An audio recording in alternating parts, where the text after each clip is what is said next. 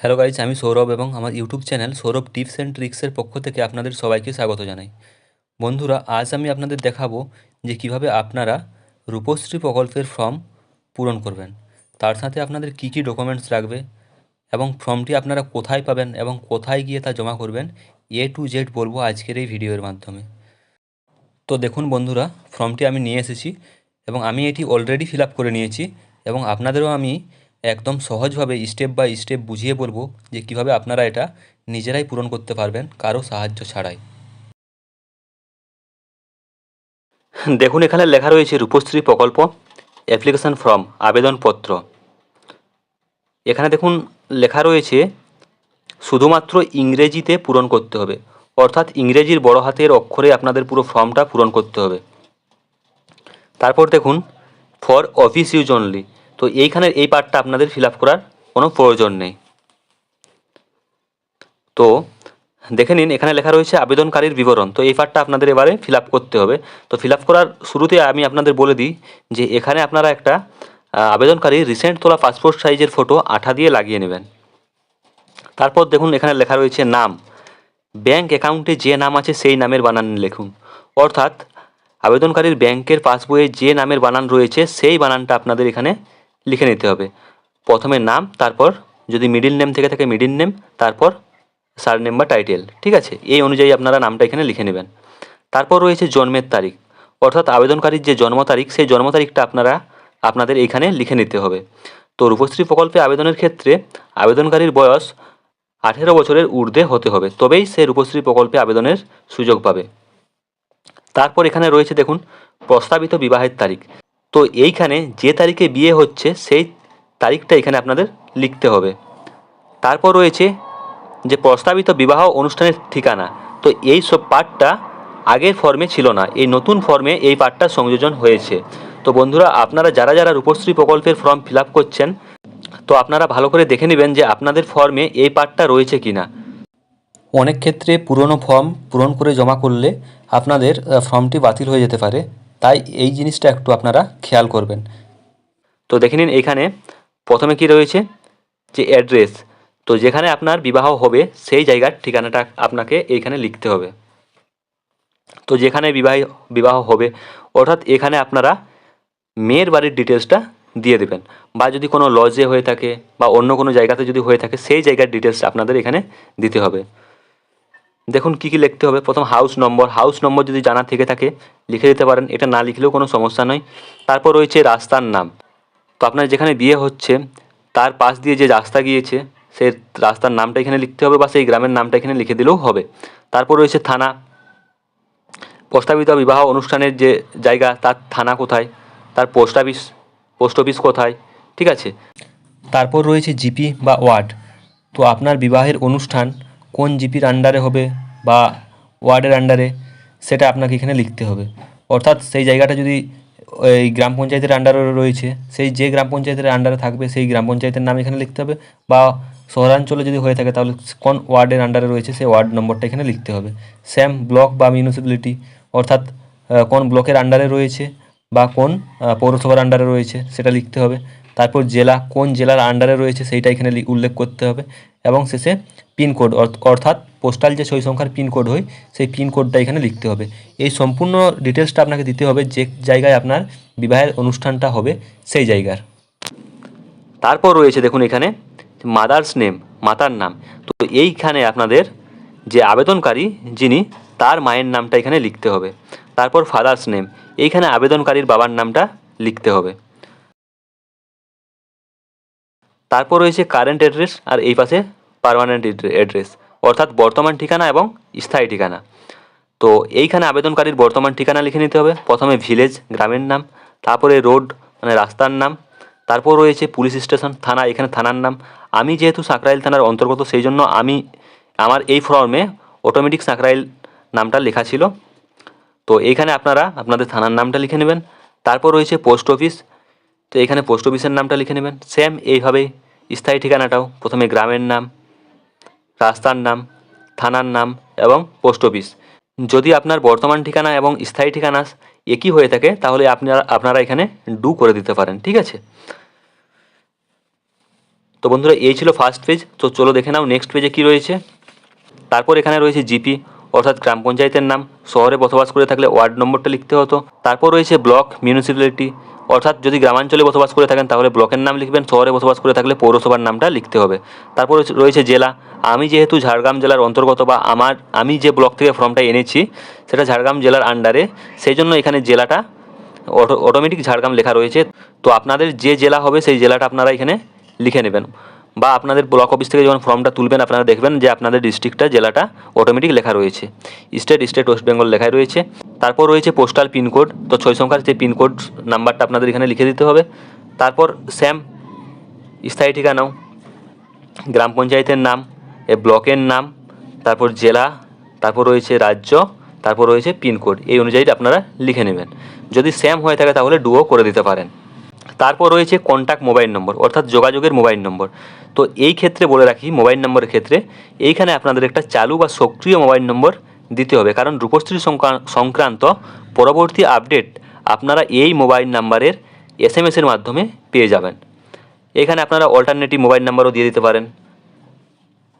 দেখুন আপনাদের এইখানে লেখাই রয়েছে যে এই নম্বরে আপনি আপনার আবেদন সম্পর্কে তথ্য পাবেন, অর্থাৎ আপনাকে এখানে একটা চালু মোবাইল নম্বর দিতে হবে যাতে আপনি পরবর্তীকালে সেই রূপশ্রীর আপডেট সেই SMS-এর মাধ্যমে পেয়ে থাকেন। তারপরের পার্ট ব্যাঙ্ক ডিটেলস, এটা হচ্ছে সবথেকে গুরুত্বপূর্ণ পার্ট। তো এটা আপনারা খুব ভালোভাবে ফিল আপ করবেন। দেখুন কী লেখা রয়েছে যে আপনার অ্যাকাউন্টটিতে যেন এককালীন 25,000 টাকা ঢোকার সুযোগ থাকে, অর্থাৎ আপনার যদি অ্যাকাউন্টের KYC করা না থাকে তো সেগুলো আপনারা একটু ব্যাংকের সঙ্গে কথা বলে নেবেন বা দেখে নেবেন যেন আপনার অ্যাকাউন্টটা চালু থাকে আর কি। ফার্স্ট রয়েছে অ্যাকাউন্ট নম্বর, তো এখানে আপনাদের ব্যাংকের যে অ্যাকাউন্ট নম্বর সেই অ্যাকাউন্ট নম্বরটা লিখে নিতে হবে। তারপর IFS কোডটাও আপনারা আপনাদের ব্যাংকের যে পাসবুক তার ফার্স্ট পেজেই পেয়ে যাবেন, সেটা দেখে দেখে আপনারা এখানে লিখে নেবেন। তারপর রয়েছে MICR নাম্বারটাও আপনারা আপনাদের ব্যাংকের যে পাসবুক তার ফার্স্ট পেজেই পেয়ে যাবেন, তো এটা আপনারা এখানে লিখে নেবেন। তারপর রয়েছে ব্যাংকের নাম, তো আপনার যে ব্যাংকে অ্যাকাউন্ট থাকবে সেই ব্যাংকের নামটা এখানে লিখে নেবেন। তারপর রয়েছে ব্যাংকের শাখার নামটা আপনারা এখানে লিখে নেবেন। তারপর রয়েছে ব্রাঞ্চ অ্যাড্রেস অর্থাৎ শাখার ঠিকানা, তো শাখার ঠিকানাটা আপনাদের এখানে লিখে নিতে হবে। শাখা যে জায়গায় রয়েছে তার গ্রামের নাম, থানা এবং জেলা, ঠিক আছে। তো আপনাদের আবার বলছি যে এই ব্যাংকের পার্টটা আপনারা একটু ভালোভাবে লিখবেন। তারপর দেখুন এখানে কি রয়েছে অন্যান্য ব্যক্তিগত তথ্য, তো এখানে রয়েছে শিক্ষার স্তর, তো আপনার যে কোয়ালিফিকেশান সেই অনুযায়ী আপনারা এখানে টিক দিয়ে দেবেন। প্রাথমিক হলে প্রাথমিকে, মাধ্যমিক হলে মাধ্যমিকে, বিদ্যালয়ে যদি না যেয়ে থাকে তাহলে এখানে, উচ্চ মাধ্যমিক হলে এখানে, গ্র্যাজুয়েট হলে এখানে, ডিপ্লোমা হলে এখানে এবং পোস্ট গ্র্যাজুয়েট হলে এখানে, এইভাবে আপনারা শিক্ষার স্তরটা টিক দিয়ে দেবেন। তারপর রয়েছে কাস্ট, সাধারণ হয়ে থাকলে সাধারণে টিক দেবেন, তপশিলি জাতি হয়ে থাকলে তপশিলি জাতিতে টিক দেবেন, তপশিলি উপজাতি হয়ে থাকলে তপশিলি উপজাতিতে টিক দেবেন এবং OBC হয়ে থাকলে OBC-তে টিক দেবেন। তারপর রয়েছে ধর্ম, হিন্দু হয়ে থাকলে হিন্দুতে টিক দেবেন, ইসলাম হয়ে থাকলে ইসলামে টিক দেবেন, শিখ হয়ে থাকলে শিখে টিক দেবেন এবং বৌদ্ধ হয়ে থাকলে বৌদ্ধতে, তো যে যার ধর্ম সেই অনুযায়ী টিক চিহ্ন দিয়ে দেবেন। তারপর রয়েছে দেখুন পাত্রের বিবরণ, তো এইখানে আপনাদের পাত্রের ডিটেলসটা দিতে হবে। ফার্স্ট এখানে আপনাদের লিখতে হবে পাত্রের নাম, পুরো নাম, প্রথমে নামটা লিখতে হবে, তারপরে মিডিল নেম থেকে থাকলে মিডিল নেম লিখতে হবে, তারপর টাইটেলটা, তারপর ডেট অফ বার্থ, এখানে পাত্রের যে জন্ম তারিখ সেটা আপনাদের এখানে উল্লেখ করতে হবে। এবং পাত্রের জন্ম তারিখের ক্ষেত্রে বলে রাখি, তো রূপশ্রী প্রকল্পে আবেদনের জন্য মেয়ের বয়স যেমন 18 বছরের ঊর্ধ্বে হতে হবে, সেরম পাত্রের বয়সও 21 বছরের ঊর্ধ্বে হতে হবে, তবেই রূপশ্রী প্রকল্পের সুবিধা পাবে। তারপর রয়েছে মাতার নাম, অর্থাৎ পাত্রের মায়ের নামটা এখানে লিখতে হবে। তারপর রয়েছে পিতার নাম, এখানে পাত্রের বাবার নামটা লিখতে হবে। তারপর এইখানে পাত্রের রিসেন্ট তোলা পাসপোর্ট সাইজের একটা ফটো আঠা দিয়ে লাগাতে হবে, ঠিক আছে। এই ছিল সেকেন্ড পেজ। এবং তারপরের পেজে কী রয়েছে চলো দেখে নিই। সেম যেমন আবেদনকারীর ছিল কারেন্ট অ্যাড্রেস এবং পার্মানেন্ট অ্যাড্রেস, বর্তমান ঠিকানা এবং স্থায়ী ঠিকানা, পাত্রেরও বর্তমান ঠিকানা এবং স্থায়ী ঠিকানা আপনাদের এখানে লিখতে হবে। প্রথমে রয়েছে হাউস নম্বর যদি জানা থেকে থাকে লিখে দেবেন। তারপর রয়েছে রোড বা রাস্তার নাম, তারপর রয়েছে থানার নাম, তারপর রয়েছে পোস্ট অফিসের নাম, তারপর রয়েছে গ্রাম পঞ্চায়েত বা ওয়ার্ড, যদি গ্রামাঞ্চলে বসবাস করে থাকে সেই ক্ষেত্রে গ্রাম পঞ্চায়েতের নামটা লিখতে হবে এবং শহরাঞ্চলে বসবাস করে থাকলে ওয়ার্ড নম্বরটা লিখতে হবে। তারপর রয়েছে ব্লক বা পৌরসভা, যদি গ্রামে বসবাস করে থাকে তাহলে ব্লকের নামটা লিখতে হবে, নতুবা শহরাঞ্চলে বসবাস করে থাকলে সেই পৌরসভার নামটা এখানে লিখতে হবে। তারপর রয়েছে জেলা, এখানে জেলার নামটা লিখতে হবে, এখানে স্টেট অর্থাৎ রাজ্যের নামটা লিখতে হবে এবং এইখানে পিনকোড অর্থাৎ পোস্টাল যে 6 সংখ্যার পিনকোড হয় সেই পিনকোডটা লিখে নিতে হবে। সেম স্থায়ী ঠিকানা যদি একই হয়ে থাকে তাহলে আপনারা ডু করে দিতে পারেন, অন্যথা ফিল আপও করতে পারেন। সেম রাস্তার নাম, থানা, পোস্ট অফিস, গ্রাম পঞ্চায়েত, ব্লক, জেলা, রাজ্য, পিনকোড এই অনুযায়ী, ঠিক আছে। তারপরে এখানে একটা ছোট্ট ডিক্লারেশন রয়েছে, দেখুন, ঘোষণা বা দাখিল করা কাগজপত্র। তো কী কী ঘোষণা করতে হবে, যে আমি অবিবাহিতা এবং প্রস্তাবিত বিবাহটি প্রথম বিবাহ, অর্থাৎ রূপশ্রীতে আবেদনের জন্য আপনাকে অবিবাহিত হতে হবে এবং প্রস্তাবিত বিবাহটা আপনার যেন প্রথম বিবাহ হয়। আমার পারিবারিক বাৎসরিক আয় 1.5 লক্ষ টাকার বেশি নয়, অর্থাৎ আমার বাৎসরিক আয় পরিবারের 1.5 লাখ টাকার বেশি নয়, তবেই আপনারা রূপশ্রী প্রকল্পের সুবিধা পাবেন। তারপর যে আমি পশ্চিমবঙ্গে বসবাসকারী, তো আপনাকে পশ্চিমবঙ্গের বসবাসকারী হতে হবে, নতুবা আমি পশ্চিমবঙ্গে জন্মগ্রহণ করেছি, যদি জন্মগ্রহণ করে থাকেন তাহলে এখানে টিক দেবেন। যদি গত 5 বছর ধরে পশ্চিমবঙ্গে বসবাস করেছি তবে এখানে টিক দেবেন, এবং আমার পিতা মাতা অভিভাবক পশ্চিমবঙ্গের স্থায়ী বাসিন্দা এখানে টিক দেবেন, ঠিক আছে। তো রূপশ্রী প্রকল্পের সুবিধা পাওয়ার জন্য আপনাদের পশ্চিমবঙ্গের বসবাসকারী হতে হবে, না হলে গত 5 বছর ধরে পশ্চিমবঙ্গে যেন বসবাস করেন, তবেই আপনারা রূপশ্রী প্রকল্পের সুবিধা পাবেন। তারপর আমার বয়স 18 বছরের ঊর্ধ্বে, যে কোনো একটি নথি জমা দিন। তো আপনার যে বয়স 18 বছরের ঊর্ধ্বে তার জন্য বয়সের প্রমাণপত্র হিসেবে আপনি কী কী ডকুমেন্টস দিতে পারেন। প্রথমে রয়েছে বার্থ সার্টিফিকেট দিতে পারেন, ভোটার আইডি কার্ড দিতে পারেন, আধার কার্ড দিতে পারেন, প্যান কার্ড দিতে পারেন, স্কুল লিভিং সার্টিফিকেট দিতে পারেন এবং মাধ্যমিকের অ্যাডমিট কার্ড দিতে পারেন। তো আপনার যেটা সুবিধা মনে হবে সেখানে টিক দিয়ে সেই ডকুমেন্টসের নাম্বারটা আপনাদের এখানে লিখতে হবে। যদি আপনারা আধার কার্ড দিয়ে থাকেন আধার কার্ডে টিক দেবেন এবং আধার কার্ডের যে 12 সংখ্যার নাম্বার সেটা এখানে লিখতে হবে। তারপর কি রয়েছে দেখুন, আমার নিজের নামে একটি সচল ব্যাঙ্ক অ্যাকাউন্ট আছে। তো আপনারা রূপশ্রী প্রকল্পে আবেদন করলে যে রূপশ্রী প্রকল্পের সুবিধা অর্থাৎ 25,000 টাকা তো আপনার ব্যাঙ্ক অ্যাকাউন্টে ঢুকবে, সেই জন্য আপনার একটা ব্যাঙ্ক অ্যাকাউন্ট থাকতে হবে। তো আমার নিজের নামে একটি সচল ব্যাঙ্ক অ্যাকাউন্ট আছে, টিক দেবেন এখানে। সেই ব্যাংকের বইয়ের যে পাতাগুলিতে অ্যাকাউন্ট হোল্ডারের নাম, অ্যাকাউন্ট নম্বর, ব্যাংকের নাম, ঠিকানা, আইএফএসসি কোড, এমআইসিআর কোড এগুলো লেখা থাকবে, সেই পেজটা জেরক্স করে আপনাদের এই ফর্মের সাথে দিতে হবে। তারপর রয়েছে কি দেখুন, যে প্রস্তাবিত বিবাহের প্রমাণ হিসেবে আপনাদের নথি দিতে হবে। তো কী কী নথি আপনারা দিতে পারেন যে বিবাহের প্রমাণ হিসেবে, যে ম্যারেজ ইনভিটেশন কার্ড অর্থাৎ বিবাহের নিমন্ত্রণের কার্ড, বিবাহ নথিভুক্তকরণের নোটিশ অর্থাৎ ম্যারেজ রেজিস্ট্রি করলে যে নোটিশটা দেওয়া হয় সেই নোটিশটা। তারপর রয়েছে সেলফ ডিক্লারেশন অর্থাৎ একটা স্বঘোষণা। তো এইগুলো আপনারা আপনাদের বিবাহের প্রমাণ হিসেবে দিতে পারেন। তো চলো দেখে নাও তার নেক্সট পেজে কি রয়েছে।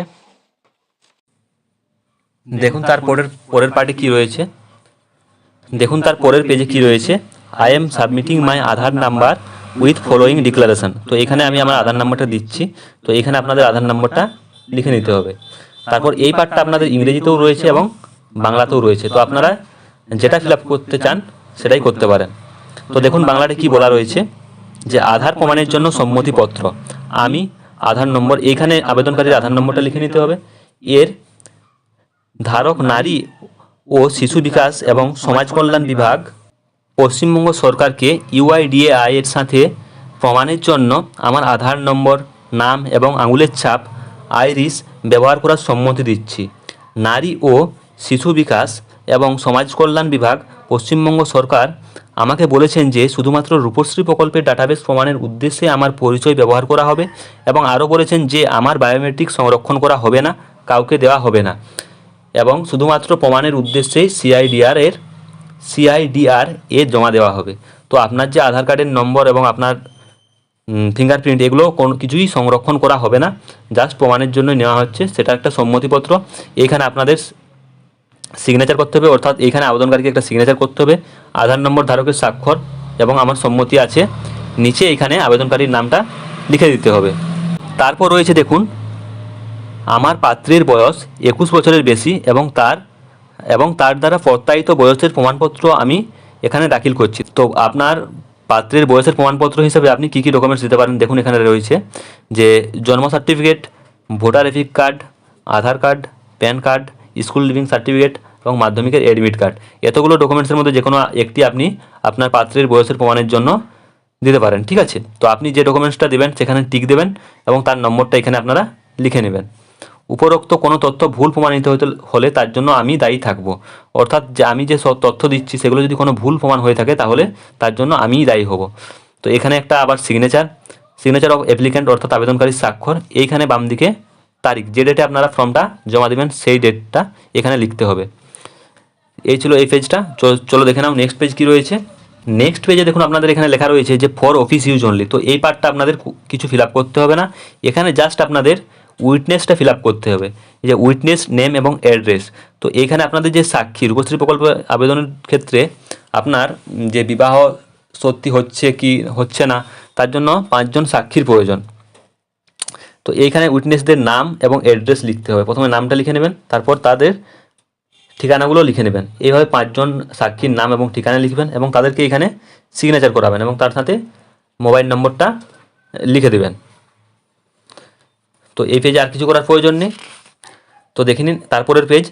তো এই অ্যাকনোলেজমেন্ট স্লিপটা আপনাদের ফর্মটা জমা দেওয়ার সময় রিটার্ন দিয়ে দেবে, ঠিক আছে। তো চলো দেখে নাও নেক্সট পেজ কী রয়েছে। নেক্সট রয়েছে একটা স্বঘোষণাপত্র, ঠিক আছে। তো এই স্বঘোষণাপত্রটা আপনাদের দেখুন কীভাবে স্বঘোষণাপত্রটা লিখতে হবে। যে প্রথমে লেখা রয়েছে যে প্রতি মাননীয় সমষ্টি উন্নয়ন আধিকারিক, আমার যে ব্লক সেই ব্লকের নামটা লেখা রয়েছে। তো এই স্বঘোষণা পত্রে আপনাদের ব্লকের নামটাও লেখা থাকবে। আপনারা এই ফর্মটা কোনো অনলাইন দোকান থেকে বা ব্লক থেকে আনলে বা এটা আপনারা নিজে একটা অ্যাপ্লিকেশনের মতো লিখতে পারেন, ঠিক আছে। বিষয় রূপশ্রী প্রকল্পে সাহায্য পাইবার স্বঘোষণাপত্র। মহাশয় দিয়ে আমার বিনীত নিবেদন এই যে আমি কুমারী, নিজের নাম লিখতে হবে, এখানে পিতার নাম লিখতে হবে, এখানে গ্রামের নাম লিখতে হবে, এখানে পোস্ট অফিসের নাম লিখতে হবে, তারপর থানা, এখানে থানার নামটা লিখতে হবে, তারপর যে গ্রাম পঞ্চায়েত সেই গ্রাম পঞ্চায়েতের নামটা এখানে লিখতে হবে, তারপর রয়েছে জেলা, জেলার নামটা আপনাদের এখানে লিখতে হবে, তারপর রয়েছে পিন নম্বর, আপনার যে পোস্টাল 6 সংখ্যার পিন নম্বর সেইটা আপনাদের এখানে লিখতে হবে। এর স্থায়ী বাসিন্দা হইতেছি আমি, আগামী আপনার যে বিয়ের তারিখ সেই তারিখটা এখানে আপনাদের উল্লেখ করতে হবে। আমার স্বইচ্ছায় বিবাহ করিতে ইচ্ছুক এত তারিখ, আমি আগামী এত তারিখ আমার স্বইচ্ছায় বিবাহ করিতে ইচ্ছুক। আমি ঘোষণা করিতেছি যে আমি অবিবাহিত এবং প্রস্তাবিত বিবাহটি আমার প্রথম বিবাহ। আমার বয়স 18 বছরের ঊর্ধ্বে এবং জন্ম তারিখ, এখানে আপনাদের জন্ম তারিখটা লিখতে হবে। এবং আমার পারিবারিক বাৎসরিক আয়, এইখানে যে পারিবারিক বাৎসরিক আয় আপনারা আগেই বলেছি যে পারিবারিক বাৎসরিক আয় রূপশ্রী প্রকল্পের সুবিধা পাওয়ার জন্য 1.5 লক্ষ টাকার কম হতে হবে। তো এখানে আপনারা একটা অ্যামাউন্ট দিয়ে দেবেন এবং সেটা এখানে কোথায় লিখে নেবেন। এবং তারপর আমার আগামী এত তারিখ, যে তারিখে বিয়ে হচ্ছে সেই ডেটটা আপনারা এখানে লিখে দেবেন এবং যার সঙ্গে বিয়ে হচ্ছে সেই পাত্রের ডিটেলসটা আপনাদের এখানে লিখতে হবে। নাম, পিতার নাম, গ্রাম, পোস্ট, থানা, জেলা এবং রাজ্য, ঠিক আছে। এর সহিত বিবাহ সুসম্পন্ন হইবে। উপরোক্ত আমি যাহা যাহা ঘোষণা করলাম ইহা আমার বিশ্বাস মতে সত্য, ঠিক আছে। এটা একটা স্বঘোষণা, নিজস্ব স্বঘোষণা ছিল যে এর কোনো এখানে এবং নিচে লেখা রয়েছে যে এই সব তথ্যের যদি কোনো ভুল প্রমাণ হয় তার জন্য আমি দায়ী থাকবো, ঠিক আছে। নমস্কারান্তে এখানে নিজের সিগনেচার, একটা আবেদনকারীকে সিগনেচার করতে হবে এবং বাম দিকে এখানে তারিখটা দিতে হবে, ঠিক আছে। আর বিশেষ কিছু করার প্রয়োজন নেই। তো বন্ধুরা এই ছিল রূপশ্রী প্রকল্পে ফর্ম পূরণের ভিডিও। তো বন্ধুরা এবার আমি আপনাদের বলে দিই যে এই ফর্মের সাথে আপনারা কী কী ডকুমেন্টস জমা করবেন। প্রথমত পাত্রীর বয়সের প্রমাণপত্র, যেমন আধার কার্ড, ভোটার কার্ড, জন্ম সার্টিফিকেট, মাধ্যমিকের অ্যাডমিট অথবা প্যান কার্ডের জেরক্স, এগুলো আপনি পাত্রীর বয়সের প্রমাণপত্র হিসেবে দিতে পারেন। তারপর আবেদনকারীর বাসস্থানের প্রমাণপত্র, আবেদনকারী যে পশ্চিমবঙ্গে বসবাস করে তার প্রমাণপত্র। তারপর পাত্রীর পরিবারের বার্ষিক ইনকাম সার্টিফিকেট, যেটা আপনি আপনার পঞ্চায়েত অফিস বা বিডিও অফিস থেকে পেয়ে যাবেন। তারপর পাত্রীর বৈবাহিক অবস্থার ঘোষণাপত্র। তারপর পাত্র ও পাত্রীর পাসপোর্ট সাইজে রঙিন ফটো 2 কপি করে। তারপর বিবাহ প্রমাণপত্র হিসেবে বিয়ের কার্ড ও ম্যারেজ রেজিস্ট্রির নোটিশ, যেখানে পাত্র ও পাত্রীর নাম উল্লেখ থাকবে এবং বিয়ের তারিখ উল্লেখ করা থাকবে। তারপর পাত্রের বয়সের প্রমাণপত্র, যেমন আধার কার্ড, ভোটার কার্ড, জন্ম সার্টিফিকেট, মাধ্যমিকের admit card, school leaving certificate, এগুলো আপনারা পাত্রের বয়সের প্রমাণপত্র হিসেবে দিতে পারেন। এবার আপনাদের বলি যে আপনারা ফর্মটা কোথায় পাবেন এবং কোথায় গিয়ে তা জমা করবেন। তো ফর্মটি আপনাদের নিকটবর্তী পঞ্চায়েত অফিস, বিডিও অফিস বা এসডিও অফিস থেকে রূপশ্রী প্রকল্পের আবেদনের ফর্ম সংগ্রহ করতে পারবেন। এছাড়া অনলাইনেও আবেদন ফর্ম পাওয়া যায়, তবে অফলাইনে উপরের যে কোনো অফিস থেকেই অ্যাপ্লিকেশন ফর্মটি সংগ্রহ করে ভালোভাবে পূরণ করবেন এবং ভিডিওতে উল্লেখিত নথিসহ যেখান থেকে ফর্ম সংগ্রহ করবেন সেখানেই আবেদনপত্রটি জমা করবেন। তো বন্ধুরা, ভিডিওটি ভালো লেগে থাকলে অবশ্যই লাইক, কমেন্ট এবং বন্ধুদের মধ্যে শেয়ার করে দিও এবং পরবর্তী এরকম গুরুত্বপূর্ণ ভিডিও দেখার জন্য অবশ্যই আমার চ্যানেলটি সাবস্ক্রাইব করে পাশের থাকা বেল আইকন প্রেস করে দিন এইরকম গুরুত্বপূর্ণ ভিডিও সবার প্রথমে দেখার জন্য। তো চলো বন্ধুরা, ধন্যবাদ, দেখা হচ্ছে নেক্সট ভিডিওতে।